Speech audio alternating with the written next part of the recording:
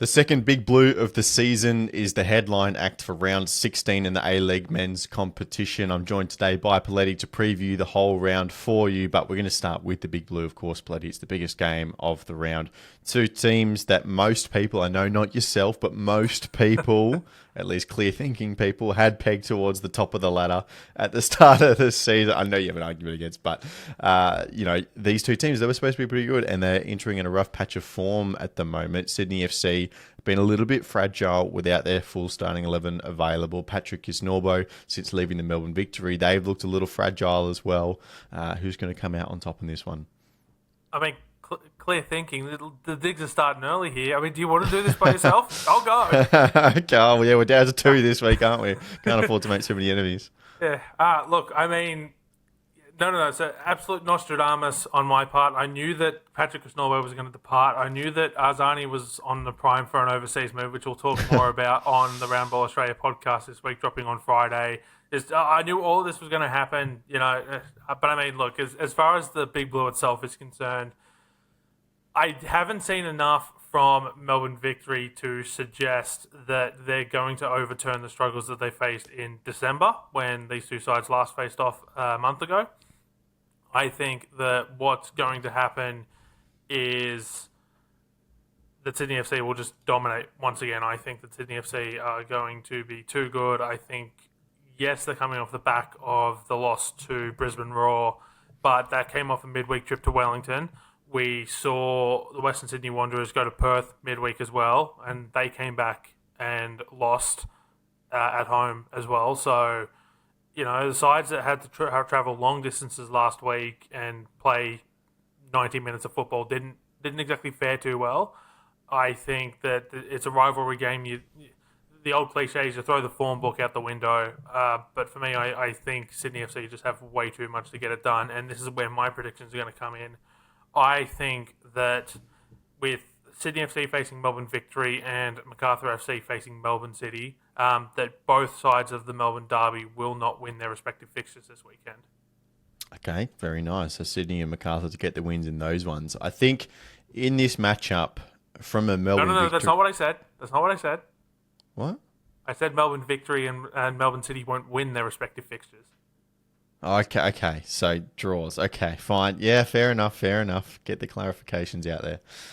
In terms of this game in itself, from Melbourne Victory's perspective, one of the things I've been very critical of for them in the last probably month or so is there's been a lot of individual and defensive lapses that have led to goals conceded, right? So they've actually found a number of solutions to what their issues were going forward, and they've been managing to score a fair few goals, but it's been lapses in concentration at the back that have been proving to be their downfall. So I'm going to get in as well a couple of early predictions here and say that if Melbourne Victory lose this game, or how do I word this actually? If Melbourne Victory lose this game, if they don't win the game, so they should win, but if they don't lose, it'll be because of an individual error at the back.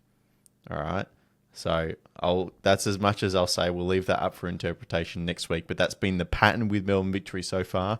If they can tighten up that ship defensively, I think they're good enough for the win here, especially at home. Early January, well, not early January, but early in the year. It's usually a pretty popular game, this Unite kind of game, not Unite round, Unite match. The OG Unite fixture in the A-League usually gets a good crowd in, and hopefully they can get it done, but it's definitely going to be a good contest. Oh, look, I absolutely think it'll be a good contest. I just think we're both looking at this from vastly different perspectives, and neither of us are biased. Let's make that perfectly clear. Neither of us are biased towards either of these sides. But yeah, look, I think this is going to be a cracking contest and a fantastic way to kick off round 16, even if this game isn't being played on the date that it's supposed to be being played on. Okay, are you inferring Australia Day? Whatever day you want to call it, yes. Okay, sure thing. Let's move on to, Saturday afternoon, Wellington Phoenix against the Central Coast Mariners. If you rewound 12 months ago, Poletti, this was probably the fixture of the season, these two teams going up against it. This time around, it's probably not the same level of football that we saw in the last campaign, but an intriguing contest against two teams who are sitting around about each other on the ladder, both coming off wins as well, which is interesting. Yeah, I mean, this is Wellington aren't even playing at home in this one. They're playing at Christchurch. I mean, it's a it's a home fixture because it's in New Zealand, but they're not playing at their normal stadium.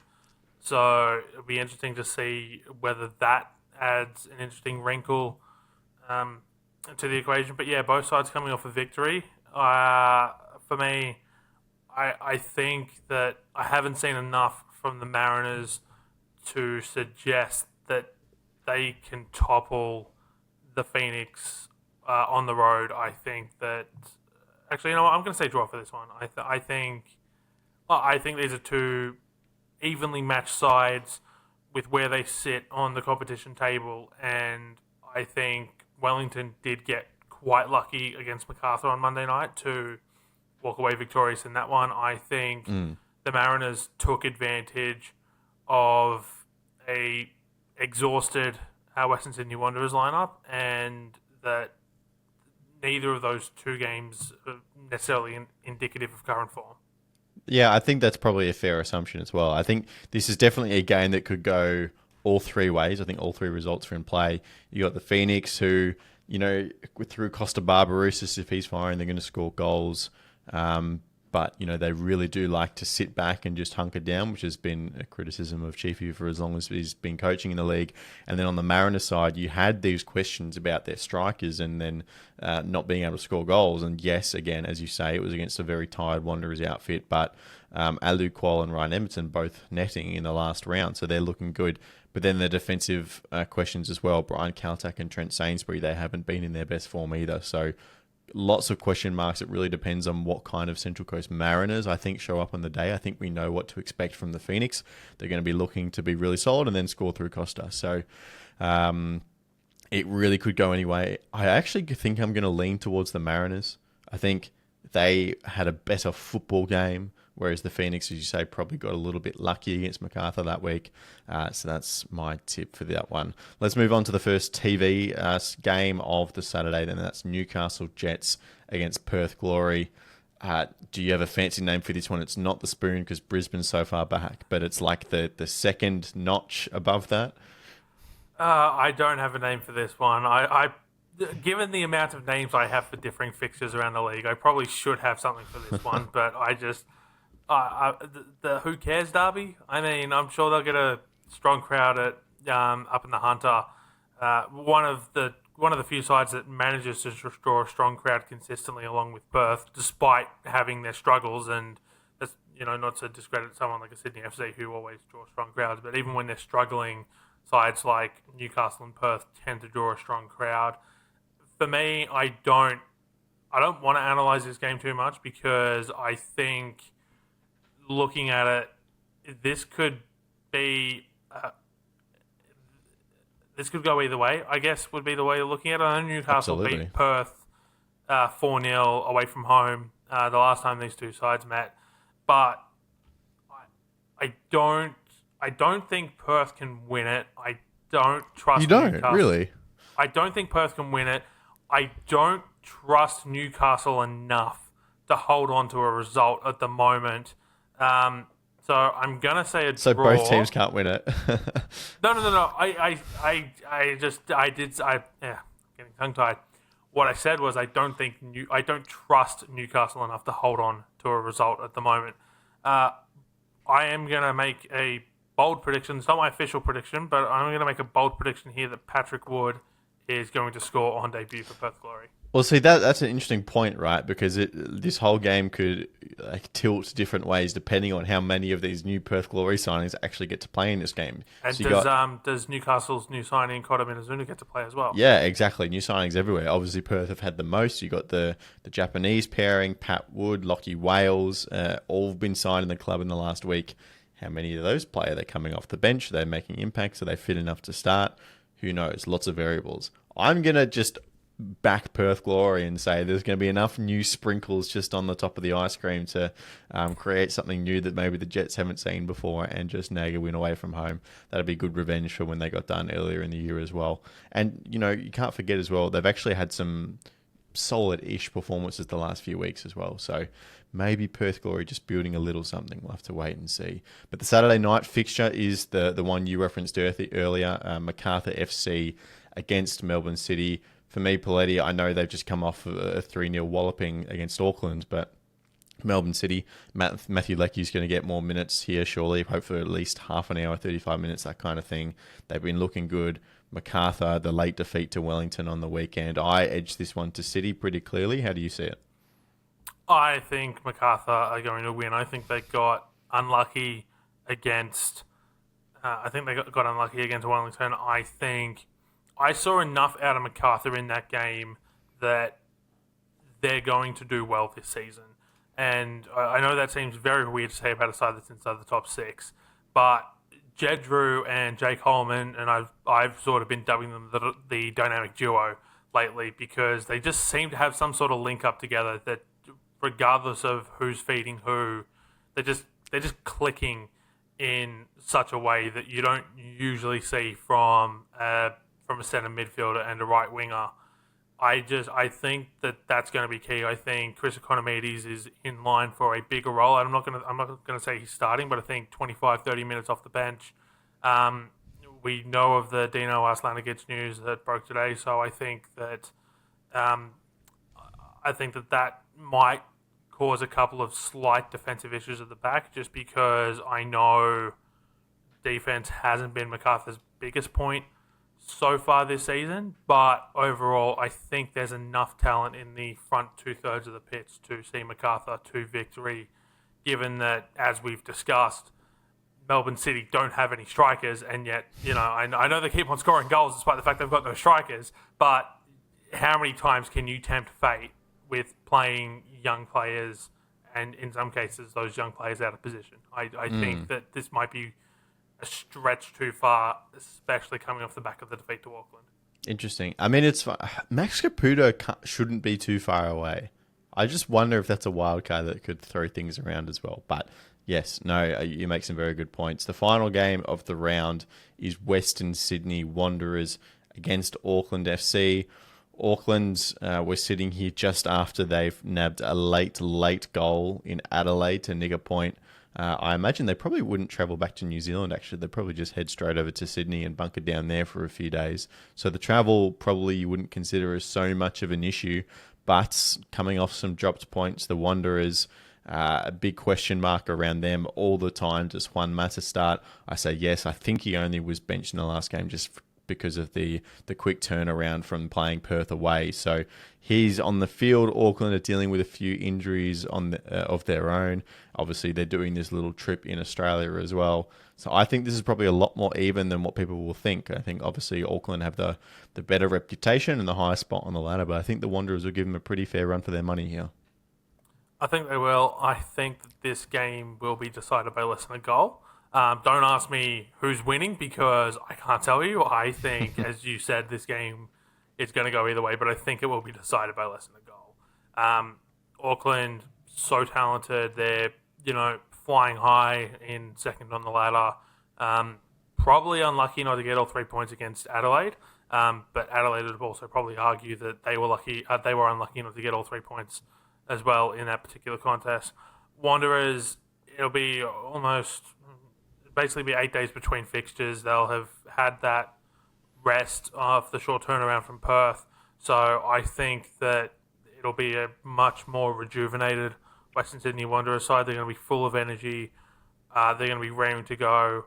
How long that energy lasts is anyone's guess. Baking in the Western Sydney sun on a Sunday afternoon doesn't usually tend to good football. I haven't had a look at the weather forecast yet, but it is still the middle of summer in Western Sydney, so could be in for a hot one. Could be in for a very cold one as well, with the weather in Sydney at the moment. A lot of cool changes coming through. But yeah, I think this game will be decided by less than a goal. Don't ask me who's going to win. I wonder, though, if in terms of them hunkering down in Sydney a little bit, I wonder if Bimby still has the keys to Sky Park and he can go do some training. Go unlock some doors. Does he have the keys to the city? You won a fair few trophies there. I think the only Sydney FC coach, former or otherwise, that has a key to the city is Ante Juric right now. I'll take your edge. Fair enough. Although you haven't been too happy with him recently either, so maybe they've been No, I stripped away. haven't. I actually went easy on him on the Dubcast this week. I didn't say too much. It might help with the fact that Sydney FC are undefeated to start 2025 in the A-League women's competition. And if you want to hear any more of that, you can head over to the Dubcast either on the Roundball Australia YouTube channel or on Apple or Spotify, wherever you get your podcasts. Quite a lengthy episode this week, but we had a lot to talk about. All right, very good.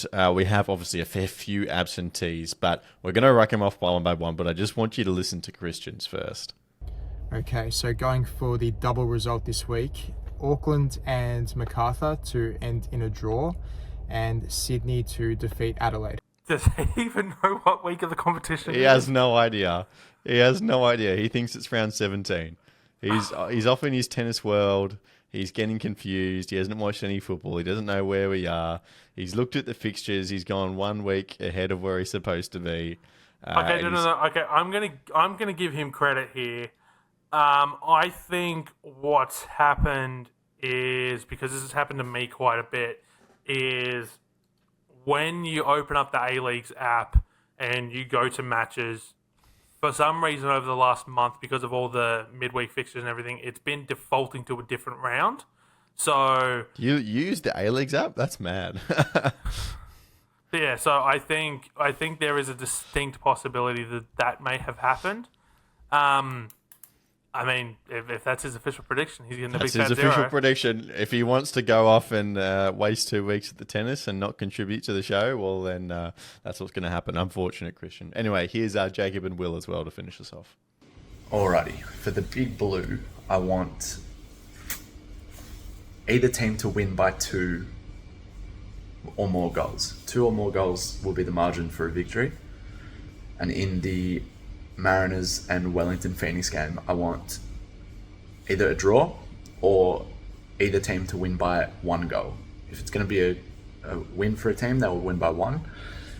But it could be a draw, so I'm taking that as well in that game. But in the big blue, 2 or more goals will be the margin for victory. Not for Melbourne victory, but either team for the win. Okay. Love it. Yeah, good on Will. Well done, Will. No, I like the clarifying there from Will, because if we were desperate enough for points, we'd absolutely turn that on him in our awarding of the points next week.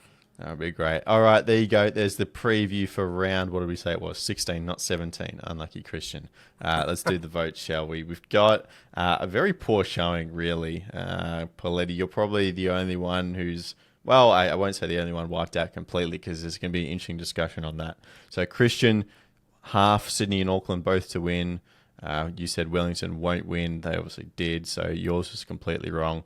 Will said the Mariners and Auckland would both get clean sheets, obviously 1 out of 2, and I said no away wins, and there were actually 3. So poor from me as well. I'll cop that on the chin. But the interesting talking point here is Jacob. So you have myself, Will, and Christian, who have partly right predictions. So 3, 2, 1 in there somewhere.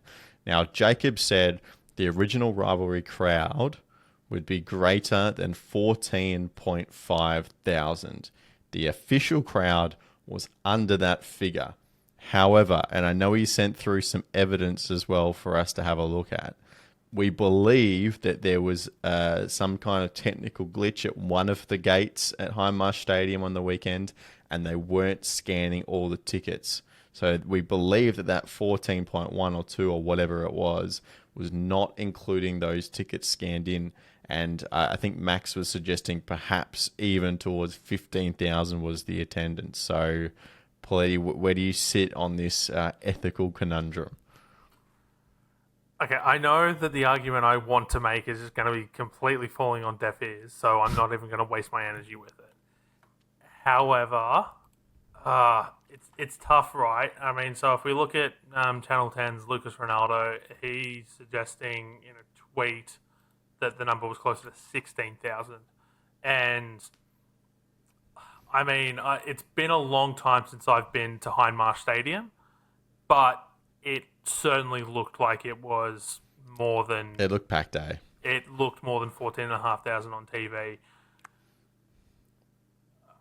Okay, I'm going to give Jacob a little bit of credit here. I think that having inconclusive evidence as of the time of recording to overturn the decision, I'm going to say that he deserves 1 point. I can't give him any more than that because of inconclusive No, I evidence. think I'm with you. How about this? Let's actually do a quick VAR check on the actual wording of his prediction. Yeah, I'm down for that. The crowd at this game is going to crack 14,500. That's the official wording after factual review. After the wording factual is, review, there was no mention of officially reported crowd number. It was the actual crowd, which I think, in the spirit of his words, if there was a few errors and there were actually more than 14,500 people, I think we should give it to him. Look, I think a point. I don't think I can go beyond a point. Okay, well then, who would be your recommendations for the 3 and the 2? I think my recommendations for the 3 and the 2, I'm going to have to say Will for my 3 points. I think the so Mariners too. were so close to getting that clean sheet. Yeah. And Auckland, there was never a doubt about it. It's tough for the second one because both of my arguments here fall down to the fact that Brisbane Roar just absolutely shocked the living crap out of everyone. Yeah. Like, if Brisbane Roar don't win, you get 4 out of 6. But then Christian also gets 2 out of 2. Or likely gets 2 out of 2. So But I mean, here's my argument, right? It should have been such a lock that it was just a low bar prediction and he still got it wrong. Oh, I do love a low bar argument when it's not being used against me. Yeah. But I mean, Sydney. Well, so because Christian said both to win, Sydney might have come back for a draw, but they got absolutely battered pillar to post in that game.